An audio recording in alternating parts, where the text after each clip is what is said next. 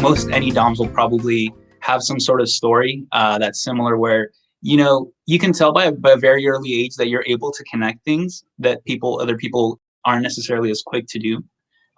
So, you know, clear like that starts in school.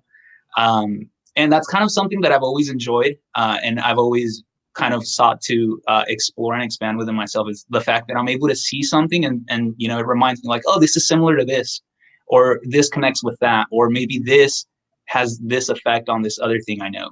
It's kind of like, just as I'm receiving information, immediately like my mind just is automatically like saying like, oh, this looks like that, this looks like that, or these two things are related, these two are connected, these two are contradictory. And then that's kind of sort of the TI then now playing into it. But you know, the initial place my head goes to is, where does this connect with everything else that you know? And so, James, what are your thoughts? For me, I mean, a lot of these processes are unconscious, or sorry, subconscious. So you don't, it's not something you kind of analyze actively as it's happening.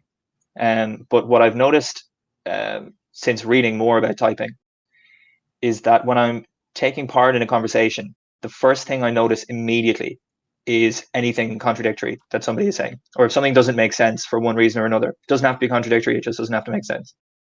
And I kind of have a burning desire to clarify whatever it is that didn't add up or didn't make sense.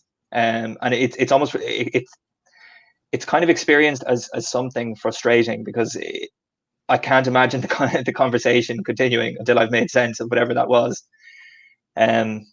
And once those pieces fall into place, then I start considering, you know, patterns, connections, alternative ways of viewing something.